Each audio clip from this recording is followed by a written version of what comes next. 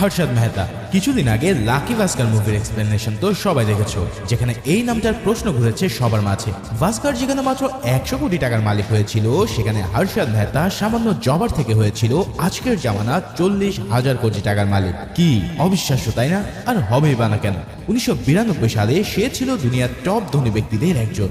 আজকের scam 1992 web সিরিজের এক্সপ্লেনেশনে আমরা সেই গল্পটাই জানবো যে কিভাবে হর্ষদ মেহতা এত টাকা কামিয়েছিল। তো চলো আর প্যাচাল না বাড়িয়ে শুরু করি আজকের ধুমধুমার লেভেলের এক্সপ্লেনেশন।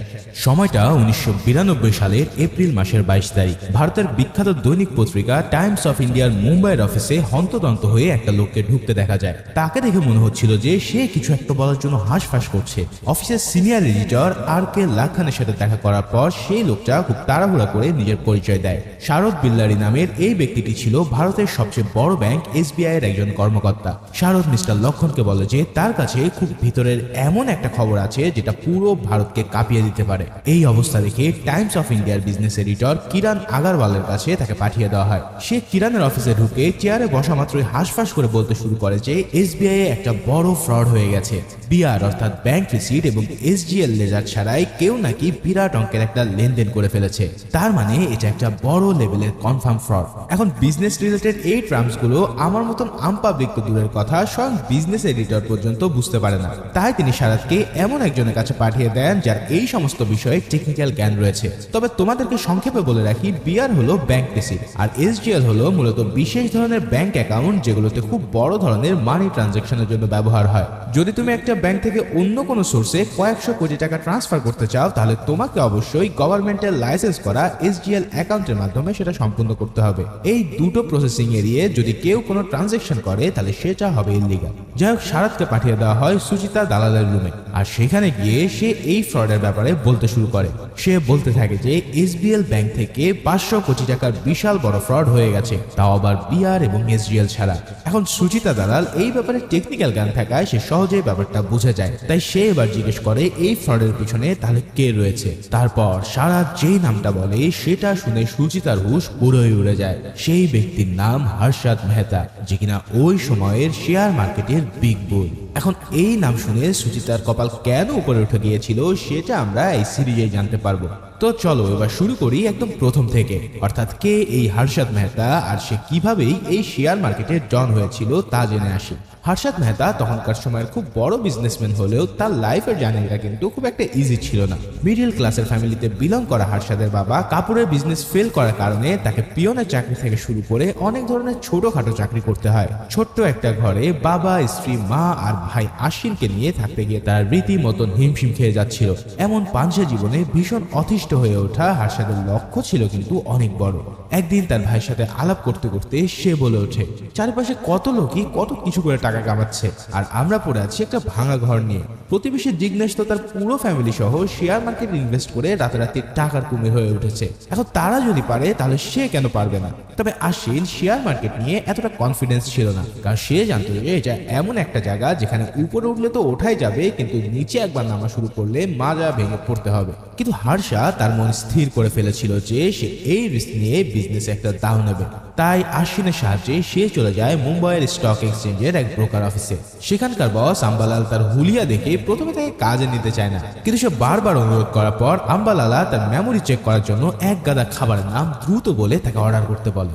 এটার কারণ হলো শেয়ার মার্কেটের ব্রোকার বা জবারদের কাছে এই মেমোরি খুবই তাগড়া হতে হয়, কেননা খুব অল্প সময়ের মধ্যে তাদেরকে বিভিন্ন ক্যালকুলেশন, ফিগার ইত্যাদি মনে রেখে ক্লায়েন্টদেরকে সেটা বলতে হয়। এখন এত দ্রুত কথাগুলো শুনে হর্ষদ কিন্তু একটা খাবারের নাম ছাড়া বাকি সবগুলো খাবারের নাম বলতেই সক্ষম হয়। এই সব দেখে আম্বালালা বুঝতে পারে যে না, এই ছেলের মধ্যে আসলে দম আছে। তাই সে পরের দিন সকালে তার অফিসের সিনিয়র জবার ভূষণের সাথে হর্ষদকে দেখা করতে বলে, কারণ হর্ষদও একজন জবার হওয়ার জন্যই অ্যাপ্লাই করেছিল।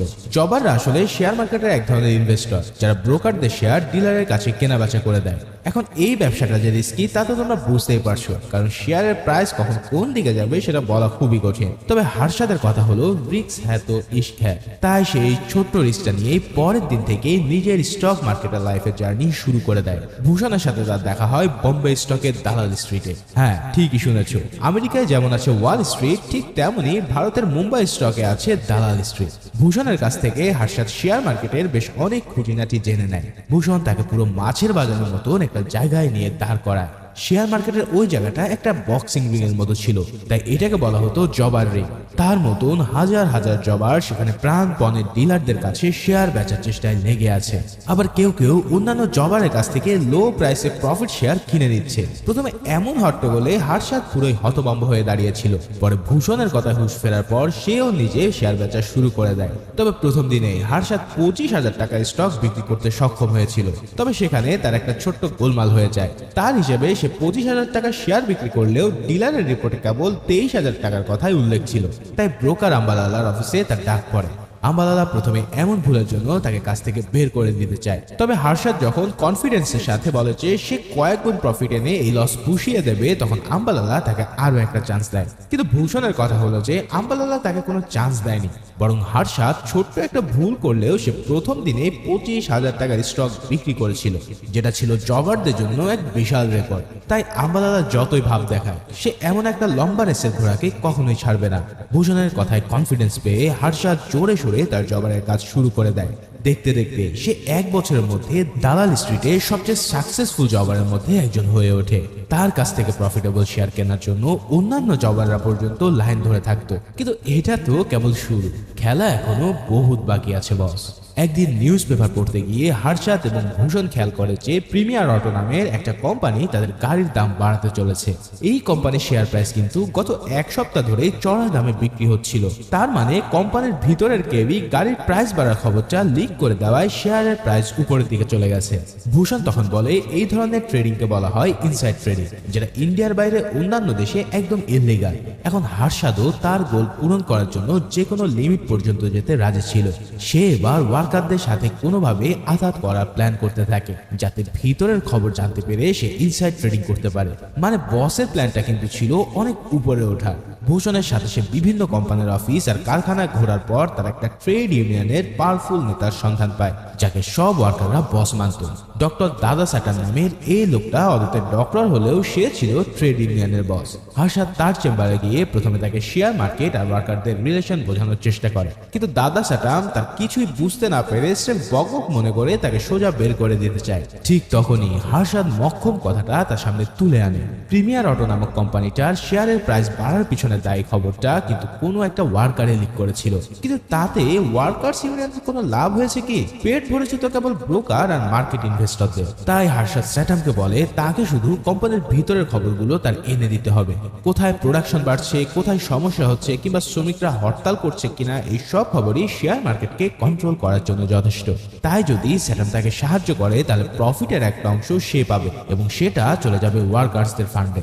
স্বাভাবিকভাবেই স্যাটাম এই লোভনীয় অফারে লাফিয়ে লাফিয়ে রাজি হয়ে যায়। তারপর থেকে হার্ষাদ যখন কোনো কোম্পানির ব্যাপারে নেগেটিভ খবর পেত, তখনই খুব কম প্রাইসে সেই কোম্পানির শেয়ার কিনে রাখত। তারপর যখনই কোম্পানির ব্যাপারে কোনো পজিটিভ খবর লিক হতো, সাথে সাথে সেই শেয়ারের প্রাইস হু হু করে বেড়ে যেত। আর হার্ষাদের আগে থেকে কিনে রাখা সব শেয়ার বেচে দিয়ে সে লালের লাল হয়ে যেত। বুঝতেই পারছো একদম প্রথম থেকেই হার্ষাদের মাইন্ডসেট কেমন ছিল। এভাবে 1-2 বছরের মধ্যেই হার্ষাদের বস আম্বালালার ব্রোকার কোম্পানি একদম আকাশে পৌঁছে যায়, আর হার্ষাদও বেশ ভালো রকম কমিশন পেতে শুরু করে। তবে এবার সে উপলব্ধি করতে থাকে যে তারা যতই কমিশন কামাক না কেন, সকল প্রফিট তো নিয়ে যায় এই ব্রোকাররা। তাই এবার হার্ষাদের টার্গেট নিজের ব্রোকার অ্যাকাউন্ট খোলা, অর্থাৎ এখন থেকে ইনভেস্টমেন্টও হবে তার, প্রফিটও হবে তার, আর যা ইচ্ছা ট্রেড করার স্বাধীনতা তো থাকবে। এভাবে ফাইনালি সে চাকরি ছেড়ে দেয়। আর এটা ছেড়ে দেওয়ার পরে সে চাকরি ছাড়ার সুবাদে একটা ফ্যামিলি পার্টি দেয়। এটা দেখে সবাই তো পুরোই অবাক, কারণ চাকরি ছাড়ার আবার কে পার্টি দেয়? যাই হোক, চাকরি ছেড়ে দেওয়ার পর সে নিজের জন্য নতুন ঘর ভাড়া করে নেয়, কারণ তাদের কাছে এখন একটা ভালো বাড়িতে থাকার মতো যথেষ্ট পয়সা আছে। এদিকে তার ভাই আশ্বিনকেও সে বিয়ে দিয়ে দেয় এবং বিয়ের পরে হার্ষাদের সাথে সে ব্রোকার হিসেবে কাজ শুরু করে। হার্ষাদ এতদিনে কেবল রিয়েল ইনসাইড ট্রেডিং এর মাধ্যমে প্রফিট কামিয়ে আসছিল, তবে সে এবার আরো বেশি লাভের আসার জন্য একটা ভয়ানক সিদ্ধান্ত নেয়। আলোয়ার ফার্মা নামের ছোট্ট একটা কোম্পানির খুব লো প্রাইসে শেয়ার কিনে সে ফেক নিউজ ছাড়িয়ে কোম্পানির শেয়ারের প্রাইস বাড়াতে চায়, যেহেতু ইতিমধ্যে দালাল স্ট্রিটের সবাই তাকে বিশ্বাস করত, কেন আজ পর্যন্ত হার্ষাদ মেহতা যেই শেয়ার কিনতে তাদের বলেছে সেগুলোর সবার প্রাইসই হু হু করে বেড়েছে। তার মানে হার্ষাদ এই সুযোগের কড়া লেভেলের ফায়দা লুটতে থাকে। তাই তার ছড়ানো ফেক ইনফরমেশন পাওয়ার পরেও কোম্পানির শেয়ারের প্রাইস দ্রুত গতিতে বেড়ে যেতে থাকে। প্রফিট আরো বাড়ানোর জন্য হার্ষাদ স্টক এক্সচেঞ্জের আরেক বড় ব্রোকার প্রণব শেঠির কাছে তার পার্টনারশিপের মাধ্যমে ওই কোম্পানির শেয়ার কেনার প্রস্তাব দেয়। তবে এই প্রণব ছিল খুব ঘুঘুমাল, এছাড়াও টাকার দামাগে সে পুরো আউট অফ কন্ট্রোল। তাই তো হার্ষাদের মতন এমন ব্রোকারের সাথে কথা বলতেও তার যেন গা ঘিন ঘিন করে। কিন্তু এই বেটা কি আর জানে এই লোক সামনে কি খেলা দেখাবে। যাই হোক, এইসব বলার পর প্রণব সাফ জানিয়ে দেয় যে এইসব পেনি স্টক বা ছোট কোম্পানির শেয়ার কিনে সে হাত নষ্ট করে না।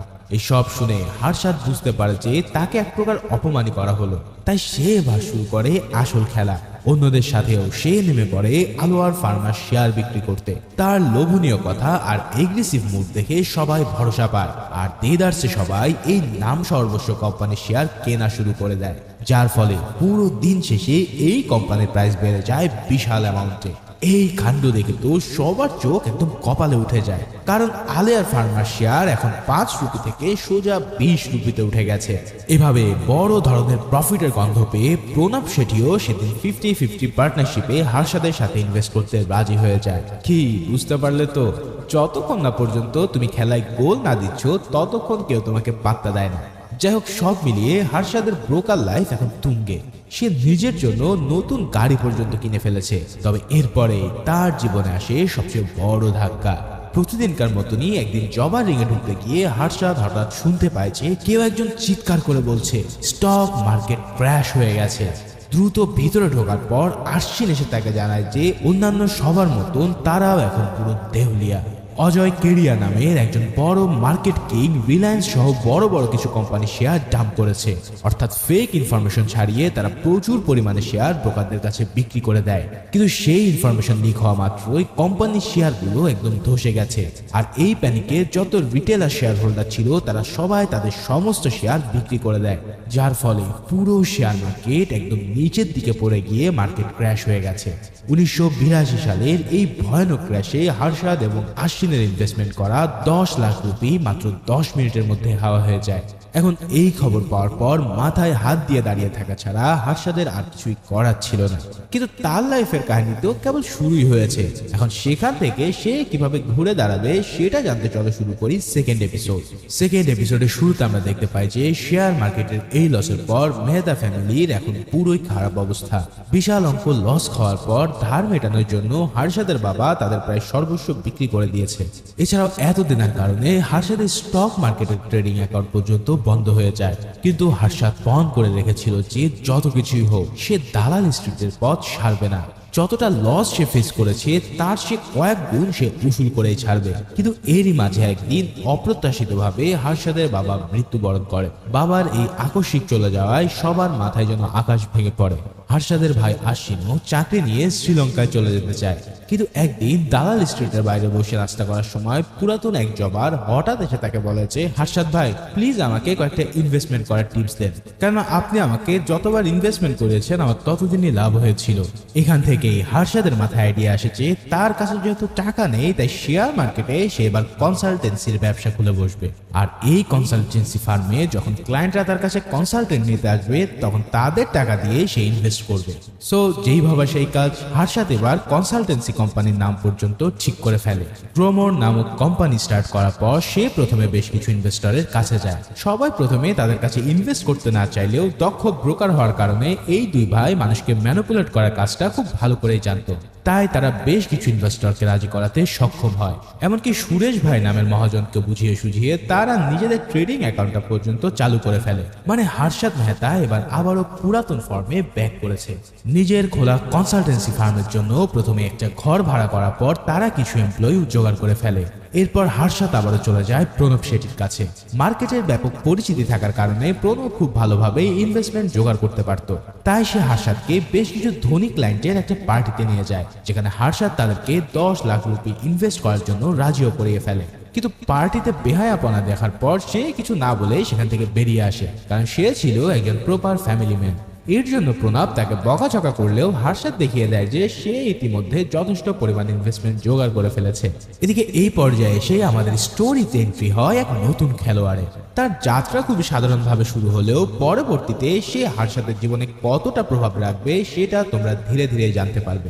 এই সেই টাইমস অফ ইন্ডিয়ার সাংবাদিক সুচিতা দালাল, যাকে আমরা প্রথম এপিসোডের শুরুতেই দেখেছিলাম। সুচিতা টাইমস অফ ইন্ডিয়াতে ফিনান্সের জার্নালিস্ট হিসেবে জয়েন করার পর স্টক মার্কেট নিয়ে সে প্রচুর রিসার্চ করতে থাকে। সেই সময়টাতে স্টক মার্কেটের সবচেয়ে বড় কিং ছিল ব্ল্যাক কোবরা, যার আসল নাম মানু মুন্দ্রা। তার এক ইশারাতেই পুরো শেয়ার মার্কেট নাচত। মানু মুন্দ্রার স্ট্র্যাটেজি ছিল শর্ট সেলিং। মার্কেটের ব্রোকারদের কাছ থেকে ইনভেস্টররা কিছু শেয়ার ধার নিয়ে হাই প্রাইসের শেয়ারগুলো বিক্রি করতে পারে। এরপর ওই কোম্পানির শেয়ারের দাম পড়ে গেলে তারা আবারও লো প্রাইসের শেয়ারটা কিনে ব্রোকারদের কাছে ফিরিয়ে দেয়। মাঝখান থেকে অতিরিক্ত টাকা থেকে গেলে সেটা ব্রোকার আর ইনভেস্টর মিলে প্রফিট হিসেবে ভাগ করে নেয়। অর্থাৎ এই সিস্টেমে কোনো কোম্পানির শেয়ারের প্রাইস বাড়ার বদলে কম হলেই সেটাতে বেশি লাভ হতো। আর এর জন্যই শেয়ার মার্কেটেরদেরকে বলা হতো বিয়ার বা ভাল্লুক। আর যারা শেয়ার কেনার মাধ্যমে দাম বাড়াতে থাকতো তাদেরকে বলা হতো বুল বা ষাঁড়। ঠিক যেমনটা ছিল হর্ষদ মেহতা। তবে এই কোবরাকে যদি টেক্কা দেওয়ার মতন কোনো বেজি থাকতো তাহলে সেটা ছিল আমাদের হর্ষদ মেহতা। এখন কোবরা আর হার্ষাদের মধ্যে সরাসরি ফাইটের মঞ্চটা অবশেষে সেট হয়ে যায়। নিজের কনসালটেন্সি ফার্ম খোলার পর 2 বছরে হার্ষাদ তার সোনালী সময় আবার ফেরত পায়। এর মধ্যে সে তার আগের পার্টনার ভূষণকে নিজের অ্যাসিস্ট্যান্ট হিসেবে কনসালটেন্সি ফার্মে জয়েন করিয়ে নেয়। কিন্তু তার জীবনে আবারও আসতে চলেছে এক বিরাট পালাবদল। 1984 সালের 31 অক্টোবরে সেই কালো দিনে তৎকালীন ভারতের প্রধানমন্ত্রী ইন্দিরা গান্ধীকে তার নিজের দেহরক্ষী খুন করে দেয়।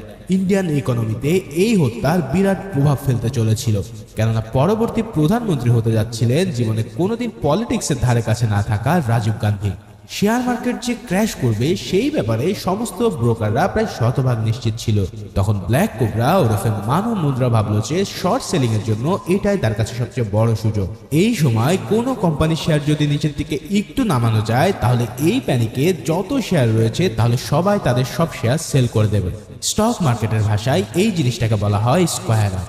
সময় মতো প্রাইস অনেক লো হয়ে গেলে সে আবারও শেয়ারগুলো কিনে নিয়ে শর্ট সেলিং সম্পূর্ণ করতে পারবে। এখন প্রণব শেঠি এবং আশ্বিন এই মার্কেটের ক্র্যাশের ব্যাপারটা আন্দাজ করতে পেরে হর্ষদকে সময় থাকতেই সব শেয়ারগুলো বেচে দিতে বলে। ভূষণ কিন্তু জাবার রিং থেকে কল করে জানিয়েছিল যে ব্ল্যাক কোবরা শেয়ার মার্কেট ইতিমধ্যে ক্র্যাশ করতে চলেছে, কিন্তু হর্ষদ প্ল্যান করে যে না, এটাই হচ্ছে সুবর্ণ সুযোগ মানুষের মধ্যে তার উপরে আরো বেশি বিশ্বাস বাড়ানো।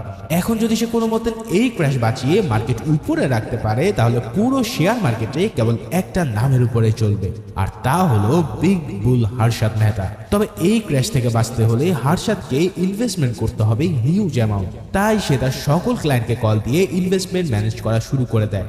সবাই তো শেয়ার সেলের জায়গায় কেনার কথা শুনে পুরো থ বনে যায়। তারা বলতে থাকে আরে এ লোক পাগল নাকি, মার্কেট তো ক্র্যাশ করবে।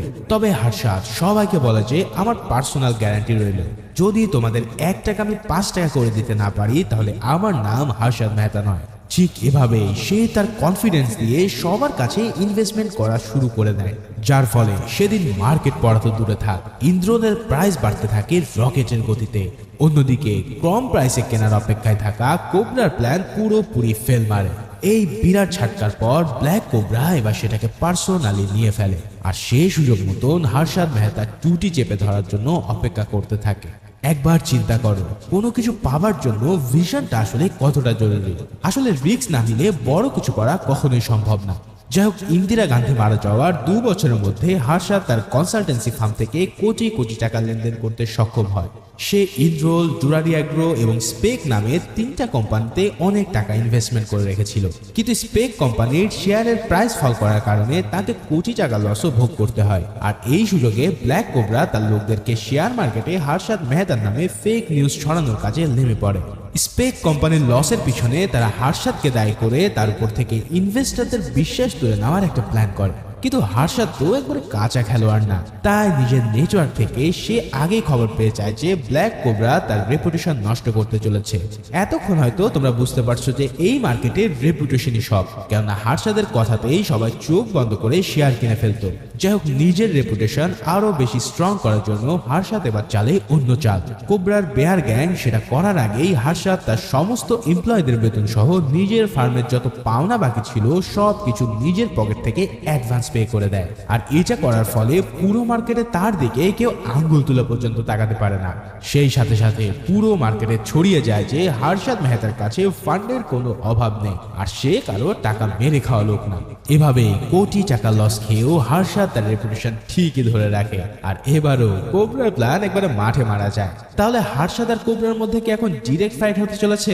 চলো সেটা জানার জন্য শুরু করি থার্ড এপিসোডের শুরুতে আমরা দেখতে পাই হর্ষদ মেহতা এখন ব্ল্যাক কোবরাকে ছাড়িয়ে আরো উঁচু লেভেলের বাঘা রাঘব বলদের সাথে ব্যস্ত। তার কাছে এখন এসব কোবরা টোবরার কোনো পাত্তাই নেই। প্রথমে একজন জবা, এরপর সেখান থেকে ব্রোকার। তবে এবারের হর্ষদের চাওয়া যেন আরো উপরে। এতদিন হর্ষদ কেবল ইন্ডিভিজুয়াল ক্লায়েন্টের কাছ থেকেই ইনভেস্টমেন্ট নিয়ে স্টকে ঢেলেছিল, কিন্তু একজন সিঙ্গেল পার্সনের কাছে কতই বা বড় অ্যামাউন্ট থাকতে পারে। তাই এবার হর্ষদের নজর সেই সব কোম্পানির দিকে যাদের লিকুইড মানির কোনো অভাব নেই, যেমন অয়েল, গ্যাস, ব্যাংক ইত্যাদি। মানে এখন তার ইচ্ছে হচ্ছে ইনস্টিটিউশনাল ইনভেস্টমেন্টে। আসলে শেয়ার মার্কেটে রিটেলার হচ্ছে আম জনতা, কিন্তু আসল খেলা খেলে এই ইনস্টিটিউশনাল ইনভেস্টররা। কেননা তাদের কাছে যেই পরিমাণ টাকা থাকে তা দিয়ে মাত্র কয়েক মিনিটে পুরো মার্কেটের হুলিয়া চেঞ্জ করে দেওয়া কোনো ব্যাপারই না। তাই হর্ষদ এবার সব বড় বড় কোম্পানিকে তার গ্রোমোর কোম্পানির মাধ্যমে শেয়ারে ইনভেস্ট করা শুরু করে দেয়, যার ফলে কয়েক মাসের মধ্যেই হর্ষদের অ্যাকাউন্ট এতটাই ফুলে ফেপে উঠেছে যা কল্পনার বাহিরে। কেননা এখন কোনো কোম্পানির শেয়ার ওঠানোর জন্য যত টাকা লাগবে তার সবই আছে হর্ষদের কাছে। তবে তার জানি যে এখানেই থেমে থাকবে না তা তো তোমরা আন্দাজি করতে পারছো। হর্ষদের এতদিনের বিজনেস ইন্টারেস্ট এক ধাক্কায় অন্যদিকে ঘুরিয়ে দেয় অজয় কেডিয়া নামের এই অ্যারোগ্যান্ট স্টক হোল্ডার। এই কেডিআই কিন্তু 1982 সালের পুরো স্টক মার্কেট একাই ধসিয়ে দিয়েছিল।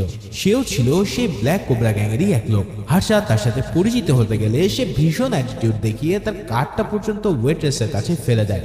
এত বড় অপমান সহ্য করার পর হর্ষদ তো আর কোনোভাবেই বসে থাকার পাত্র ছিল না। প্রণব শেঠির কাছ থেকে সে জানতে পারে অজয় কেডিয়ার এই অ্যাটিটিউডের আসল রহস্য।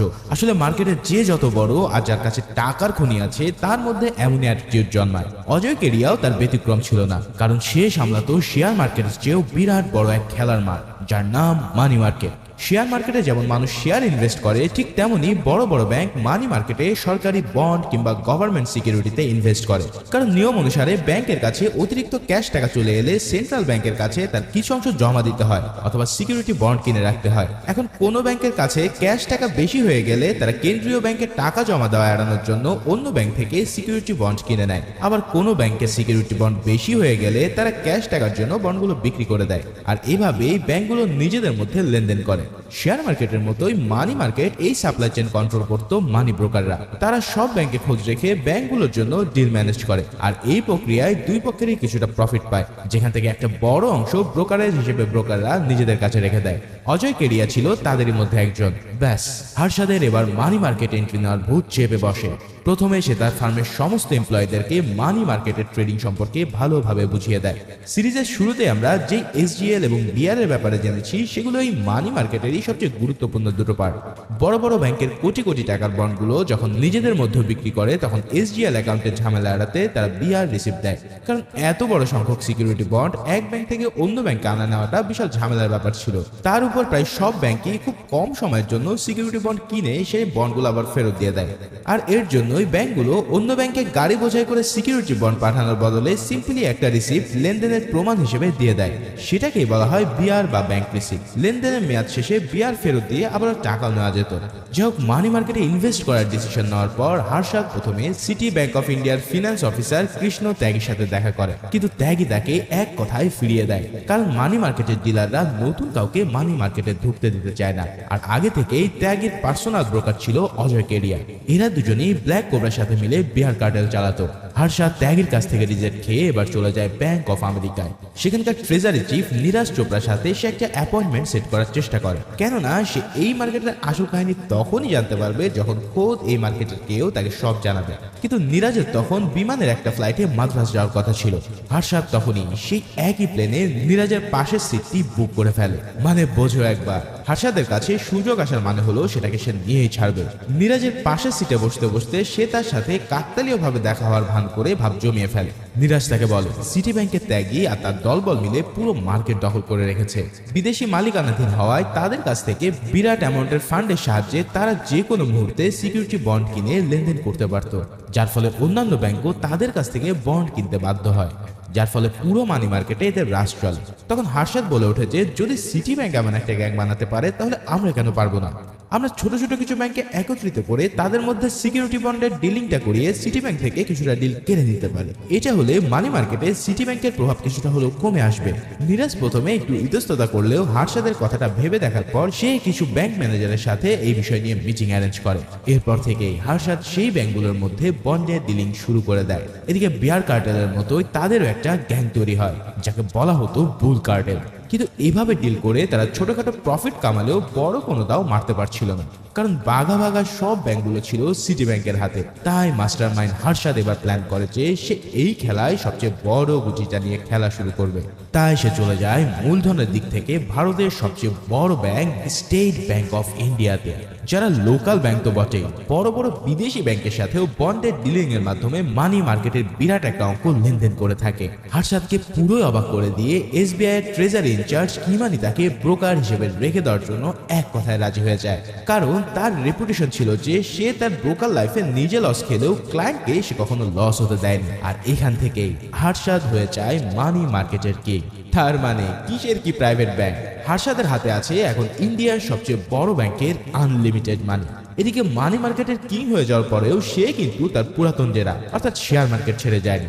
ব্যাংকের সিকিউরিটি বন্ডের ডিল করার সময় ঝামেলা কমানোর জন্য ব্যাংকগুলো তাদের ব্রোকারদের অ্যাকাউন্টে সব চেক জমা করে দিত। সেই সময়টা অ্যানালগ হওয়ার কারণে সিকিউরিটি ডিলিং ইস্যু হতে প্রায় 10 থেকে 15 দিন সময় লেগে যেত। ফলে এই সময়টায় পুরো টাকাটা ব্রোকারের অ্যাকাউন্টে পড়ে থাকতো। এখন এই লুপহোলটাই হার্ষাদের মাথায় ঠাস করে ক্যাচ করে যায়। সেভাবে আরে হুদাই অ্যাকাউন্টে টাকা পড়ে থাকবে কেন, যদি এই টাকা ওই কয়েকদিনের জন্য শেয়ার মার্কেটে লাগিয়ে দিই তাহলে তো অন্যের টাকায় আমরাও বড় বড় দান মারতে পারবো, আর সময় হওয়ার আগে তাদের টাকা ব্যাক দিয়ে দিলেই তো ব্যাস সব ক্লিয়ার। বাইরে ভাই কি বলবো আর, হার্ষাদের মাথায় যে এত এত টেকনিক ঘুরপাক খায় তা সত্যি মাথা নষ্ট করে দেওয়ার মতো। হার্ষাদ মেহতা তার এই লুপহোল দিয়ে পুরো শেয়ার মার্কেটের ইন্ডেক্স পয়েন্ট 1600 থেকে 2300-তে নিয়ে যায়, যার ফলে পুরো শেয়ার মার্কেট এখন কেবল উপরের দিকে উঠছিল রকেট গতিতে। পুরো দেশের জনগণের মুখে কেবল একটাই নাম, আর তা হলো হার্ষাদ মেহতা। সে যেন শেয়ার মার্কেটকে রীতিমতো তার নিজের হাতে বানানো পুতুল করে দিয়েছে। আর এখান থেকে তাকে সবাই ডাকতে থাকে বম্বে স্টক এক্সচেঞ্জে দ্য বিগ বুল বলে। এদিকে হার্ষাদের এমন অবস্থা দেখতে পেয়ে যেই অজয় কেডিয়াটাকে 2 পয়সারও দাম দেয়নি সে পর্যন্ত ভয়ে কাঁপতে শুরু করে। কেডিয়া আর কোবরা সহ তাদের বিহার গ্যাংকের সার্কেলে সবাই মিলে প্ল্যান করতে থাকে যে কিভাবে হার্ষাদকে আটকানো যায়, কারণ হার্ষাদ ইতিমধ্যে তাদের লাভের ব্যবসায় সম্পূর্ণ পানি ঢেলে দিয়েছে। একসাথে শেয়ার আর মানি মার্কেটের 2 জায়গাতেই তার একচটিয়া আধিপত্য হয়ে যাচ্ছে। তবে এরই মাঝে হার্ষাদ মেহতা কিন্তু মানি মার্কেট থেকে টাকা কামানোর আর একটা গুপ্ত দরজা পেয়ে গিয়েছিল। স্ট্যান্ড চেক নামের একটা ব্যাংকের 200 কোটি টাকা সিকিউরিটি বন্ড কেনার প্রয়োজন ছিল, কিন্তু হার্ষাদের রাডারে থাকা কোনো ব্যাংকেরই এত টাকার বন্ড ছিল না। কিন্তু হার্ষাদ এরপরও ভয়ানক একটা স্টেপ নেয়। সে ব্যাংক অফ খারাজের ম্যানেজারকে স্ট্যান্ড চেকের জন্য 200 কোটি টাকার বন্ডের বিহার রিসিপ্ট লিখে দিতে বলে, কিন্তু নিজেদের কাছে এত বন্ড না থাকায় এই ফেক রিসিপ্ট লেখাটা হবে পুরোপুরি ইল্লিগাল এবং রিস্কি। তাই ব্যাংক ম্যানেজার এই কাজটা না করতে চাইলে হার্ষাদ বলে সিকিউরিটি বন্ড তো আসলে কিছুই না, জাস্ট একটা কাগজের রসিদ, কারণ ওই সময়টাতে ব্যাংকগুলোতে অ্যাডভান্স অনলাইনের কোনো সিস্টেম ছিল না, তাই সব লেনদেন হতো সির্ফ কাগজে। যদি খারাজ ব্যাংক স্ট্যান্ড চেককে 15 দিনের জন্য 200 কোটি টাকার বিয়ার রিসিপ্ট দেয় তাহলে সেই ব্যাংকে 200 কোটি টাকা জমা হয়ে যাবে। এরপর তারা সেই টাকাটা কোথাও ইনভেস্ট করে 15 দিনের মধ্যে 4 কোটি টাকা প্রফিট করে ফেলতে পারবে, আর সময় শেষ হয়ে গেলে টাকাটা আবার স্ট্যান্ড চেককে ফিরে দিয়ে বিহারও নিয়ে নিতে পারবে। জাস্ট চিন্তা করেন, কোয়ের তেলে কই ভাজা বুঝি এগিয়ে বলে। যদিও কাজটা খুবই রিস্কি আর ভয়ানক লেভেলের ইল্লিগাল, কিন্তু ব্যাংকগুলো নিজেদের লোভের জন্য ধীরে ধীরে হার্ষাদের এই পলিসিও অনুসরণ করতে শুরু করে। এই পদ্ধতিতে ব্যাংকগুলো যেই প্রফিট পেত হার্ষাদ সেটাকে ব্রোকারেজের সাথে মিলিয়ে বলতো ব্যাংকারেজ। তবে গন্ডগোল তো আর বেশি দিন চাপা থাকে না। 1990 সালে ভারতের রিজার্ভ ব্যাংক অফ ইন্ডিয়া ভারতের ব্যাংকিং সিস্টেমে প্রচুর ঘাপলা দেখতে পেয়ে কয়েকটা ব্যাংকের উপরে একটা অডিট জারি করে, যার বেশিরভাগই ছিল হার্ষাদের অধীনে। ওদিকে ত্যাগী সিটি ব্যাংক ছিল ধরাছোঁয়ার বাইরে, কারণ বিদেশি ব্যাংক হওয়ার কারণে তাদের উপরে অডিট করাটা ছিল বেশ রিস্কের বিষয়। একবার যদি তারা নাখোশ হয় তাহলে দেশের অর্থনীতিতে তার প্রভাব পড়তে পারে। তবে এরই মাঝখানে বড় খেলোয়াড় হিসেবে খেলতে চলে আসে সুচিতা দালাল। ব্যাংকিং সেক্টর এবং শেয়ার মার্কেটে সুচিতার বেশ ভালো কিছু সোর্স ছিল। তাদের বদলতে সে কিছু ব্যাংকের বিয়ার রিসিপ্ট নিয়ে ঘাপলার একটা রিপোর্ট টাইমস অফ ইন্ডিয়াতে প্রকাশ করে। এই রিপোর্ট পাবলিশ হওয়ার পরেই আরবিআই একদম নড়ে চড়ে বসে। যেই সিটি ব্যাংকে তারা কিছুটা ছাড় দিয়ে আসছিল তাদের উপর পর্যন্ত স্ট্রিক্ট গাইডলাইন তারা জারি করে। তবে আরবিআই এর এসব গাইডলাইনের কারণে অজয় কেরিয়ার মতন ব্রোকাররা ধাক্কা খেলেও বিগ বুল হর্ষদ মেহতার গায়ে তার একটুও আঁচ লাগেনি। হর্ষদের মাথায় প্রতিটা ক্রাইসিসের জন্যই অদ্ভুত অদ্ভুত ব্যাকআপ প্ল্যান থাকতো। সেই প্ল্যান অনুসারে সে এবার খোদ সরকারের অধীনে থাকা বিভিন্ন কোম্পানিকে ব্যাংকের মাধ্যমে মানি মার্কেটে টাকা ইনভেস্ট করাতে রাজি করিয়ে ফেলে। অর্থাৎ এখন তার কাছে টাকার এক অফুরন্ত সোর্স চলে এসেছে। এই ইনভেস্টমেন্টের মাধ্যমে হর্ষদ সরকারকে তো প্রফিট বানিয়েই দিত, আর সেই সাথে সাথে ট্রানজাকশনের সময় নিজের অ্যাকাউন্টে আজকে থাকা টাকাগুলো সে শেয়ার মার্কেটে ইনভেস্ট করে কোটি কোটি টাকার প্রফিট কামাতো। তার এক ইশারায় এখন পুরো শেয়ার মার্কেট কাঁপতে থাকে। দেখতে দেখতে তার নিজের সম্পদও প্রায় 14,000 কোটি টাকা ছাড়িয়ে যায়, আর সে হয়ে ওঠে ভারতের সবচেয়ে বড় ট্যাক্স পেয়ার। এদিকে তার প্রতিযোগীরা এমন উন্নতি দেখে হিংসায় জ্বলে পুড়ে মরা ছাড়া আর কিছুই করতে পারে না। কিন্তু হর্ষদের এই সাকসেস স্টোরি কি এভাবেই চলতে থাকবে, নাকি নতুন কোনো টুইস্ট তোমাদের জন্য অপেক্ষা করছে? এখন সেটা জানার জন্য চলো শুরু করা যাক ফোর্থ এপিসোড। ফোর্থ এপিসোডের শুরুতেই দেখা যায় সুচিতা দালাল এখন পুরোপুরি হর্ষদ মেহতার পিছনেই লেগে পড়ে আছে। হর্ষদ কিভাবে শেয়ার আর মানি মার্কেটকে ম্যানিপুলেট করে কোটি কোটি টাকা কামিয়ে নিচ্ছে সেটা এক্সপোজ করাই ছিল তার একমাত্র উদ্দেশ্য।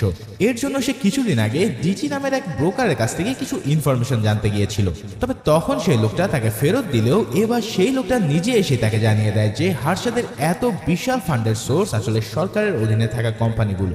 লোকটা সুচিতাকে যথাযথ প্রুফও হাজার করে দেওয়ার প্রতিশ্রুতি দেয়। হর্ষদ সরকার আর ব্যাংকের টাকাগুলো শেয়ার মার্কেটে ইনভেস্ট করেছে ঠিকই, কিন্তু সেটা এক প্রকারের জুয়া ছিল। কারণ কোনোভাবে শেয়ার মার্কেট ক্র্যাশ করলে এক নিমিষেই সব টাকা গায়েব হয়ে যাবে, আর তখন হর্ষদ কোথা থেকে এই টাকাগুলো ফেরত দেবে? এদিকে এত কিছুর পরেও হর্ষদের বিজনেস রান একেবারে থেমে থাকেনি। প্রতি মুহূর্তে তার মাথায় নতুন নতুন বিজনেস আইডিয়া খেলা করতো। হর্ষদ এবার নিজের টাকা ইনভেস্ট করার বদলে বিভিন্ন কোম্পানিতে নিজের স্টেক নিয়ে কোম্পানির মালিকানার একটা অংশ নিজের নামে করে নিচ্ছিল। কোনো কোম্পানির শেয়ার কেনার পরেই শেয়ার মার্কেটে ওই কোম্পানির শেয়ার প্রাইস উপরের দিকে নিয়ে যাওয়াটা ছিল তার জন্য ডাল ভাত। শেয়ারের প্রাইস যত বাড়তো ততগুণ প্রফিট যেত হর্ষদের পকেটে। সে এখন সাকসেসের চূড়ায় থাকলেও তার ভাই আশ্বিন কিন্তু কিছুটা বিপদের আভাস পাচ্ছিল। কারণ মার্কেট উপরে উঠতে উঠতে চারিদিকে হর্ষদের বহু শত্রু তৈরি হয়ে গিয়েছিল। কিন্তু হর্ষদের বিলাসী মন এই সব কিছুকেই ধরাই কেয়ার করত। তার নতুন প্ল্যান ছিল নিজের কনসালটেন্সি ফার্ম গ্রোমোরের আইপিও লঞ্চ করে শেয়ার মার্কেটে নিজের অবস্থান আরো মজবুত করা। ওদিকে হর্ষদের শত্রুরাও কিন্তু একদমই বসে নেই। প্রতিনিয়ত তারা চেষ্টা করে যাচ্ছিল যে কিভাবে হর্ষদকে টেনে নিচে নামানো যায়। সিটি ব্যাংকের ত্যাগী আর কেডিয়া গ্যাং কয়েকটা ব্যাংকে দিয়ে হর্ষদের কিছু শেয়ার বিক্রি করিয়ে তাকে লস খাইয়ে দেয়। হর্ষদ পোলো নামের একটা কোম্পানিতে নিজের স্টেক নিয়ে প্রচুর শেয়ার ইনভেস্ট করে রেখেছিল। এখন অনেক বেশি শেয়ার বিক্রির কারণে পোলো শেয়ার ধীরে ধীরে নামতে শুরু করে। তাই এখন যদি অনেক বেশি পোলোর শেয়ার বিক্রি করে দেওয়া হয় তাহলে ধীরে ধীরে তার প্রাইস নামতে শুরু করবে, আর এটাই ছিল তার শত্রুদের আসল প্ল্যান। ওদিকে সুচিতা দালাল অবশেষে এসিবিআই অর্থাৎ security and exchange board of ইন্ডিয়ার ডিরেক্টরের কাছে গিয়ে তাকে বোঝানোর চেষ্টা করে যে হর্ষদ বিভিন্ন সোর্স থেকে ইলিগালি ইনভেস্টমেন্টের মাধ্যমে প্রতিনিয়ত শেয়ার মার্কেটকে কন্ট্রোল করে যাচ্ছে। কিন্তু এই অভিযোগের সত্যতা প্রমাণের জন্য কোনো কিছুর প্রুফই তার কাছে ছিল না। কারণ হর্ষদ খুব চালাকির সাথে নিজের নামে কিছু না করে সব ইনভেস্টমেন্ট সরকারি প্রতিষ্ঠানগুলোকে দিয়েই করাতো, যার ফলে এই ডিরেক্টর কোনো প্রুফ ছাড়াই কোনো ধরনের ইনকোয়ারি করতে একেবারে রাজি ছিল না। এদিকে হর্ষদ আর আশ্বিন তাদের অফিসে বসে জানতে পারে যে গ্রিনল্যান্ড ব্যাংক তাদের আন্ডারে থাকা পোলো কোম্পানির শেয়ার তাদেরই অন্য এক কোম্পানির কাছে বিক্রি করে দিয়েছে। এখন নিজেরাই এভাবে নিজেদের শেয়ার কেনা মানে বিরাট অঙ্কের লস খাওয়া। তবে হর্ষদ বুঝে যায় এই কাজটা আসলে ওই ত্যাগীদের। সে তখন বলে ওঠে, ঠিক আছে, এরা কিছুদিন মজা নেই, তবে সময় মতন এদের পিছনে বড় সাইজের বাঁশ দেওয়া হবে। নিজের শত্রুদের ট্যাকেল করতে গিয়ে হর্ষদ এবার এমন এক ডিসিশন নেয় যেখান থেকে হয়তো তার ডাউনফল শুরু হয়ে যায়। কারণ মানুষ উপরে উঠতে উঠতে অতি বিশ্বাসের কারণে অনেক সময় এমন এক ভুল করে বসে যার মাসুল আর কোনোভাবে দেওয়া সম্ভব হয় না। হর্ষদ এসবিআই ব্যাংক থেকে 500 কোটি টাকা সিকিউরিটি বন্ড কোনো ধরনের বিয়ার ছাড়াই নিজের অ্যাকাউন্টে জমা করিয়ে ফেলে। ব্যাংক ট্রেজারির কর্মচারী সীতারামন তাকে এই কাজে সাহায্য করে। এরপর হর্ষদ ওই টাকা দিয়ে পলো কোম্পানি শেয়ারে ইনভেস্ট করে নিচে নেমে যাওয়া শেয়ারকে আবারও উপরে তোলার সিদ্ধান্ত নেয়। এখন তার ভাই আশ্বিন এই খবর শুনে ভীষণ রাগ করে বসে, কারণ কোনো ধরনের বিয়ার রিসিপ্ট ছাড়া এত বড় একটা লেনদেন করা রীতিমতো একটি স্ক্যাম। যদি এই খবরটা লিক হয়ে যায় তাহলে হার্ষাদের ক্যারিয়ার এখানেই ফুল স্টপ লেগে যাবে। কিন্তু হার্ষাদের কথা তো একটাই, রিস্ক হ্যাঁ তো ইশক হ্যাঁ। সিরিজের শুরুতেই আমরা শারদ বিল্লারি নামের লোকটাকে এই স্ক্যামের ব্যাপারে কথা বলতে দেখেছিলাম। এখন এত বড় একটা রিস্ক নেওয়ার পরেও হার্ষাদ বেশ ফুর্তিতে ক্রিকেট খেলায় ব্যস্ত ছিল। সেখানে ভূষণ এসে তাকে জানায় যে শেয়ার মার্কেটে সবাই তার নামে কুৎসা রটাচ্ছে। হার্ষাদ যে ইচ্ছা মতন পোলো কোম্পানির শেয়ার প্রাইস নিজের মতো করে বাড়াচ্ছে সেই কথা এখন মার্কেটে সবাই বলা বলি করতে ব্যস্ত। এখন এই পরিস্থিতিতে হার্ষাদের মাথায় এমন এক আইডিয়া আসে যেটা পুরো খেলাকে ঘুরিয়ে দেয়।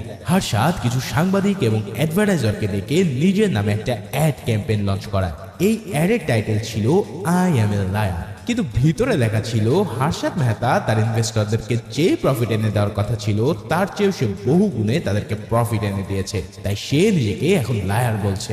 মানে নেগেটিভ মার্কেটিং যাকে বলে আর কি। এখন এই মার্কেটিং এর পর হার্ষাদের পপুলারিটি পুরো ইন্ডিয়াতে বহু গুণে বেড়ে যায়। তার ইমেজ খারাপ হওয়ার বদলে সে হয়ে যায় পাবলিকের কাছে বিশাল বড় হিরো। কিন্তু তোমাদেরকে তো আগেই বলেছি হার্ষাদের ডাউনফল ইতিমধ্যে শুরু হয়ে গেছে, কারণ হার্ষাদ এখানে উঠতে গিয়ে যে বড় একটা ক্রাইম করেছে সেটা বেরিয়ে আসে সুচিতার ইনভেস্টিগেশনে। মাজদা নামের এক কোম্পানিকে কেনার পর গত 1 বছরে হার্ষাদ ওই কোম্পানির শেয়ার প্রাইসকে আকাশে নিয়ে গিয়েছিল। কিন্তু সুচিতা তার বন্ধু দেবাশিসকে নিয়ে গিয়ে দেখায় যে মাজদা নামের কোনো কোম্পানির আসলে বাস্তবে এক্সিস্ট নেই। কোম্পানির পুরনো অফিসের বাইরে ধুলো ময়লা আর জং ধরা দরজায় ঝুলছে পুরানো এক তালা। অর্থাৎ হার্ষাদ এতদিন ধরে একটা ফেক কোম্পানির শেয়ার স্টক মার্কেটে চালাচ্ছে, আর মানুষও দেদারসে সেই শেয়ার কিনছে। আসলে কিনবে না কেন, কারণ হার্ষাদের মুখের কথাই তো ছিল তাদের জন্য সবচেয়ে বড় ব্যাপার। এখন এত বড় নিউজ পাবলিশ করা গেলে হার্ষাদের ভিড়টাও কিছুটা নড়ে যাবে, এবং ফাইনালি দেখা যায় সত্যি সত্যি সেটাও হয়। হুট করেই এই খবর জানতে পারার পর হার্ষাদ এবার সরাসরি সুচিতার সাথে দেখা করতে আসে। সুচিতাকে সে বিরাট অ্যামাউন্টের স্যালারি দেওয়ার লোক দেখিয়ে তার কোম্পানিতে জয়েন করার অফার দেয়। কিন্তু সুচিতা ছিল একজন সৎ সাংবাদিক, তাই সে হার্ষাদের মুখে ঝামা ঘষে দিয়ে সেখান থেকে চলে যায়। তবে এই কাণ্ড শেষ হতে না হতেই হার্ষাদের কপালে জোটে আরো একটা বাস। ইনকাম ট্যাক্স ডিপার্টমেন্ট থেকে এবার হার্ষাদের বাড়িতে একটা রেড দেওয়ার প্রস্তুতি নেওয়া হয়। কিন্তু হার্ষাদ আগে ভাগে তার সোর্স জিগ্নেশের কাছ থেকে এই খবর পেয়ে গিয়েছিল, তাই খবর পাওয়া মাত্রই সে অফিস এবং বাড়ি থেকে এই সমস্ত ইল্লিগাল ডকুমেন্টস গুলো লুকিয়ে ফেলে। ফলাফল হার্ষাদের বাড়িতে ইনকাম ট্যাক্স তন্ন তন্ন করে খুঁজেও কোনো কিছু পায় না। এদিকে বাড়িতে কিছু না পেয়ে তারা অফিসের অ্যাকাউন্ট সেকশন চেক করার জন্য সেটাকে সিল করে দেয়। তবে তাতেও কি বিশেষ লাভ হবে, কারণ হার্ষাদ তো আগে থেকেই সব ক্লিন করে রেখেছিল। এখন এই রেডের পিছনের কলকাঠি কেনার ছিল তা তো তোমরা বুঝতেই পারছো। ত্যাগী আর কেডিয়া এবারও হার্ষাদকে পথে বসানোর চেষ্টা পুরোপুরি ফেল মেরে বসে, আর এই সিনের মধ্যে দিয়ে এই এপিসোডটাও শেষ হয়ে যায়। পঞ্চম এপিসোডের শুরুতেই দেখা যায় যে ইনকাম ট্যাক্সের অর্ডারে গ্রোমোরের অ্যাকাউন্টস ডিপার্টমেন্ট পুরোপুরি লক করে দেওয়া হয়েছে। তবে এতে হার্ষাদের যেন কিছু আসে যায় না, ফলে সে শেয়ার মার্কেটের সূচক 3000 পয়েন্ট অতিক্রম করায় বিশাল এক পার্টির আয়োজন করে, যেখানে স্বয়ং বেয়ার গ্যাংয়ের লোকজনরা উপস্থিত ছিল। এদিকে আরবিআই এর গভর্নর মার্কেটের এমন আকাশচুম্বী গ্রোথ দেখে বেশ চিন্তায় পড়ে যায়। সে বুঝতে পারে যে এর পিছনে হার্ষাদের হাত তো আছেই, তবে তাদের কাছে তাকে ধরার জন্য কোনো প্রমাণ নেই। ফলে প্রমাণ সংগ্রহের আশায় সে ডেকে পাঠায় ইনকাম ট্যাক্সের লোকজনদের, কিন্তু তারা জানায় যে হার্ষাদ তাদের আসার আগেই সবকিছু সরিয়ে ফেলেছে বিধায় তাদের কাছেও কোনো প্রুফ নেই এই বিষয়ে। তবে সে তাকে লিড দেয় যে যেহেতু এসবিআই এর সাথে হার্ষাদের ভালো লেনদেন হয়, তাই ওখানে তার অ্যাকাউন্ট মনিটর করা হলে কিছু না কিছু পাওয়া যাবে। সেই কথা শুনে গভর্নর হার্ষাদ মেহতার এসবিআই ব্যাংকের পার্সোনাল অ্যাকাউন্টের স্টেটমেন্ট দেখার জন্য নিয়ে আসতে বলে। কিন্তু এই স্টেটমেন্ট দেখে তো তার চোখ কপালে উঠে যায়। সে দেখতে পায় যে এখানে প্রতিটা ট্রানজাকশনই প্রায় কোটি টাকার উপরে। তার মানে হার্ষাদ এমন কিছু করছে যার খোঁজ কেবল এসবিআই কে ধরেই সম্ভব। তাই সে তার অ্যাকাউন্টের উপরে কড়াভাবে নজরদারি করার নির্দেশ দিয়ে দেয়। তবে এই কাণ্ড দেখে এসবিআই এর কর্মচারী সীতারামন প্রচন্ড ভয় পেয়ে যায়, কারণ হার্ষাদ ইতিমধ্যে প্রায় 670 কোটি টাকার লেনদেন কোনো বিআর বা এসডিএল ছাড়াই করেছিল। এখন এই নিউজ যদি বাইরে চলে আসে তাহলে হার্ষাদ আর এসবিআই দুজনেই ডুববে, সাথে সীতারামন তো ফ্রি। যাই হোক, এই কারণে সীতারামন হার্ষাদকে বলে যেভাবেই হোক না কেন সে যেন এগুলো ক্লিয়ার করে দেয়। তবে হার্ষাদ বলে আমি 170 কোটি টাকার সেটিং এখন করে দিতে পারবো, কিন্তু ওই 500 কোটির হিসাব আমি এই মুহূর্তে ক্লিয়ার করতে পারবো না। তাই তুমি যেভাবেই হোক এই টাকার হিসাব সাইড করে রাখো। এসব শুনে সীতারামন সেদিন অফিসে গিয়ে ওই টাকার হিসাব খাতা থেকে সরিয়ে দেয় আর হার্ষাদের কথা মতো সে ছুটি নিয়ে চলে যায় পরিবারের সাথে দেখা করতে। এখন তোমাদের মনে প্রশ্ন আসতে পারে যে আরে হার্ষাদ তো কোটি কোটি টাকার মালিক, তাহলে সে মাত্র এই কয়েকটা টাকা কেন পরিশোধ করতে পারছে না? আসলে মূল কাহিনী হলো হার্ষাদ তার সকল ইনভেস্টমেন্ট কেবল শেয়ার মার্কেটকে উপরে রাখার জন্য ইনভেস্ট করে রেখেছে। তাই এখন এই টাকা বের করতে হলে তাকে শেয়ার সেল করতে হবে, আর শেয়ার সেল করা মানে হলো মার্কেট দ্রুতই ডাউনে চলে যাবে। কিন্তু মার্কেট যদি ডাউন হয়ে যায় তাহলে হার্ষাদের কেনা যত সব শেয়ার আছে সবগুলোর দাম পড়ে যাবে, আর এই দাম পড়ার কারণে সেও মাটিতে মিশে যাবে। তাই শেয়ার সেল করে এই টাকা দেওয়া কোনোভাবেই সম্ভব নয়। এর জন্য এখন তাকে অন্য কোনো সোর্স থেকে টাকাটা ম্যানেজ করতে হবে। এদিকে বেয়ার গ্যাং তো এমন এক সুযোগের অপেক্ষায় ছিল যেখানে একবার যদি হার্ষাদ তার শেয়ার সেল করা শুরু করে তাহলে তারা প্যানিক সৃষ্টি করে পুরো মার্কেটকে ক্র্যাশ করে দেবে। তো বুঝতেই পারছো হার্ষাদের জন্য এই সময়টা কতটা ক্রিটিক্যাল। যাই হোক, হার্ষাদ এবার আইবিআর এর গভর্নরের কাছে যায় তাকে সেটিং করার জন্য, কিন্তু গভর্নর তাকে সাফ বুঝিয়ে দেয় যে হার্ষাদকে গোনার টাইম তাদের নেই। তবে এইদিকে এসবিআইতে হঠাৎ যেন তুলকালাম পড়ে যায়। এসবিআই লোকজন একদিন পরে হিসাব করতে গিয়ে দেখতে পায় যে তাদের অ্যাকাউন্ট থেকে লাখ টাকা নয়, গায়েব হয়েছে 500 কোটি টাকা।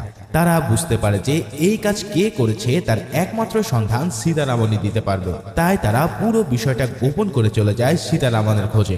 ফাইনালি তাকে পাওয়া গেলে তাকে ধরে নিয়ে আসা হয় এসবিআই এর অফিসে। সেখানে ম্যানেজার তাকে এই টাকার বদলে এসডিএল দেখাতে বলে, কিন্তু সীতারামন জানায় তার কাছে এই টাকার কোনো এসডিএল নেই। এছাড়াও এই টাকার বিয়ার আছে, কিন্তু সেটাও তার কাছে নেই। এই কথা শুনে তাদের মাথায় যেন পুরো আকাশ ভেঙে পড়ে। আরে বেটা বলে কি? তখন ম্যানেজার যে না জানতে চায় যে তাহলে কার কাছে বিয়ার আছে, তখন বাধ্য হয়ে সীতারামন জানায় যে হর্ষাদ মেহতার কাছে। এই নাম শুনে যেন তারা পুরোই ভিমড়ি খেয়ে পড়ে। তারা বুঝে যায় এতদিন ধরে ব্যবসা করার আড়ালে হার্ষাদ তাদের সাথেও 2 নম্বরে শুরু করে দিয়েছে। কিন্তু এই টাকা তাদের যেভাবেই হোক উদ্ধার করতে হবে। তাই তারা সোজা চলে যায় ব্যাংকের চেয়ারম্যানের কাছে আর তাকে সব বলে অনুরোধ করে যে তিনি যেন হার্ষাদের সাথে কথা বলে এই টাকাটা ব্যাক নিয়ে নেয়। কিন্তু চেয়ারম্যান জানায়, আরে আমি এই দেশের সবচেয়ে বড় ব্যাংকের চেয়ারম্যান হয়ে একজন মিডিল ম্যানের সাথে দর কষাকষি করব? এই কাজ যেহেতু তোমাদের মধ্যে থেকে হয়েছে তাই তোমাদেরকে তা হ্যান্ডেল করতে হবে। তো এই কথার পর ম্যানেজার এবার সরাসরি হার্ষাদকে ব্যাংকে ডেকে তাকে এই টাকার এগেনস্টে বিয়ার দিতে বলে। কিন্তু হার্ষাদ মিথ্যা বলে তাকে জানায় যে বিয়ার তার কাছে আছে, কিন্তু ইনকাম ট্যাক্সের লোকজনরা তার অফিস রেট দেওয়ার কারণে সে এখান থেকে সেটা নিতে পারছে না। এই সব কথা শুনে ব্যাংক ম্যানেজারের বুঝতে বাকি থাকে না যে হার্ষাদ তার সাথে গেম খেলছে। তাই সে কড়া করে বলে দেয় যে টাকা আমাদের ফেরত চাই। এবার এমন ভাব দেখে হার্ষাদ তার কাছ থেকে 7 দিনের সময় চেয়ে নেয় পুরো হিসাব সেটেল করার জন্য। কিন্তু প্রশ্ন হলো এই 7 দিনে হার্ষাদ কিভাবে এত টাকা ফেরত দেবে? তার ভাই আশ্বিন আর প্রণব শেঠের একই কথা, ভাই কিছু শেয়ার বিক্রি করে দিয়ে অন্তত এই ঝামেলা থেকে আমরা উদ্ধার হই, কেননা সব সময় পচা শামুকেই আমাদের পা কাটে, তাই লস হলে লস, তাও তুই টাকাটা সেটেল করে দে। তবে হার্ষাদ মেহতা এই সব কথা কানে তুলতে চায় না, কারণ তিলে তিলে করা এই স্টক মার্কেটকে সে আরো উপরে তুলতে চায়, যার কারণে এখন সেল নয় বরং আরো অনেক বেশি শেয়ার তাকে কিনতে হবে। এর উপর গত কয়েকদিন ধরে স্টক এক্সচেঞ্জের ওয়ার্কারদের মধ্যে একটা স্ট্রাইক চলার কারণে শেয়ার মার্কেটও বন্ধ ছিল। ফলে এই মুহূর্তে ডিরেক্ট শেয়ার সেল করার উপায়ও তাদের হাতে নেই। তার মানে বিপদ এসেছে একদম চারিদিক থেকে। এদিকে এই এসবিআই এর কারচুপির কাহিনী ত্যাগী তার সোর্স দিয়ে ঠিকই জেনে ফেলে। তাই তারা এবার প্ল্যান করতে থাকে যে এটাই সুযোগ মার্কেটকে নিচে নিয়ে আসা। এই মুহূর্তে হার্ষাদের 500 কোটি টাকা ম্যানেজ করতে হলে তাকে শেয়ার সেল করতে হবে, আর এটা করার ফলে মার্কেট যখন ডাউন ট্রেন্ডে চলে আসবে তখন তারা পুরো মার্কেটে ধস নামিয়ে দেবে। তার উপরে স্ট্রাইক চলার কারণে এত বড় শেয়ার বিক্রি করতে হলে কেবল সিটি ব্যাংকের কাছে তাকে তা বিক্রি করতে হবে। ফলে এখানেও হার্ষাদ মারা খাবে কড়া লেভেলে। তাই সবাই অপেক্ষা করতে থাকে যে কখন হার্ষাদ এসে তাদের পা ধরবে। কিন্তু হার্ষাদের যে কোন কোন পর্যায়ে কানেকশন ছিল সেই ব্যাপারে তাদের কোনো ধারণাই ছিল না। দিল্লির এক ক্ষমতাধর ধর্মগুরুর সাথে হার্ষাদের খুব ভালো যোগাযোগ ছিল। এই স্বামীজি কিন্তু কর্পোরেট মার্কেটের সাথে খুব ভালো কানেকশন রাখতো, কারণ সে ছিল স্বয়ং প্রধানমন্ত্রীর অফিসের political channel. National housing bank নামের আরেক ব্যাংক থেকে স্বামীজির সাহায্যে হার্ষাদ 500 কোটি টাকার বিয়ার পেয়ে যায়। এবার সেই বিয়ার নিয়ে সে সোজা চলে যায় এসবিআইতে, আর তার সকল পেমেন্ট সে ক্লিয়ার করে দেয়। এই বিয়ার রিসিট পেয়ে এবার এসবিআই অফিসাররা যেন খুশিতে গদগদ হয়ে পড়ে। তাদের বুক থেকে যেন এক বিশাল বড় পাথর নেমে যায়। এত বড় একটা ধাক্কা সামলানোর পর এসবিআই এবং হার্ষাদ দুপক্ষই সেটা নিয়ে আর কোনো জল ঘোলা না করে সেটাকে চেপে যায়। কিন্তু রাইভাল গ্যাংরা তো আর এই বিষয়ে বসে নেই। ত্যাগীদের দল কোনোভাবে বুঝতে পারছিল না যে কিভাবে হার্ষাদ এত বড় অ্যামাউন্ট শেয়ার বিক্রি ছাড়াই জোগাড় করতে পারল। কিন্তু ত্যাগীর মাথায় তখনও হার্ষাদকে ফাঁসানোর একটা আইডিয়া ছিল। হার্ষাদ কিন্তু এসবিআই এর সাথে এক ধরনের ফ্রডই করেছিল। এখন ধরা পড়ে গেছে, এই কারণেই তাকে টাকাটা ফেরত দিতে হয়েছে। ফলে ব্যাপারটা ডিসমিস হয়ে গেলেও যে ইল্লিগাল পথটা হার্ষাদ বেছে নিয়েছিল সেটা যদি লিক হয় তাহলে তার রেপুটেশন ধুলোয় মিশে যাবে। তাই পুরো বিয়ার গ্যাং মিলে হার্ষাদকে ফাঁদে ফেলার পুরো প্ল্যান দাঁড় করিয়ে ফেলে। এই কারণে এসবিআইতে তাদের একজন খাস লোকের প্রয়োজন ছিল যে এই তথ্যটা বাইরে লিক করতে পারে। কি চিনতে পারছো তো? এই সেই শারদ বিল্লা, যাকে কিনা এই সিরিজের আমরা সবার প্রথমে দেখেছিলাম। তার মানে এই খবর লিক করার পিছনে আসলে মূল ছিল ত্যাগী এবং তার বিয়ার গ্যাং। তার মানে বুঝতে পারলে তো, এই খবর পাবলিশ হয়ে গেলে হার্ষাদের সাথে কি হতে চলেছে। তাহলে হার্ষাদ কি পারবে তার এই রেপুটেশন বাঁচিয়ে রাখতে? আর শেয়ার মার্কেটই বা শেষ পর্যন্ত কোথায় গিয়ে থামবে? খেলা কিন্তু এখনো অনেক বাকি। আর এই সাপে নেউলে খেলার ফাইনাল পর্বগুলো নিয়ে আসতে চলেছে সেকেন্ড পার্টের এক্সপ্লেনেশন। 2-3 দিনের মধ্যেই তোমরা পেয়ে যাবে এই সিরিজের 6 থেকে 10 এপিসোডের এক্সপ্লেনেশন, যার লিঙ্ক পেয়ে যাবে কমেন্ট ও ডেসক্রিপশন। তো সে পর্যন্ত ভালো ও সুস্থ থাকো। ধন্যবাদ।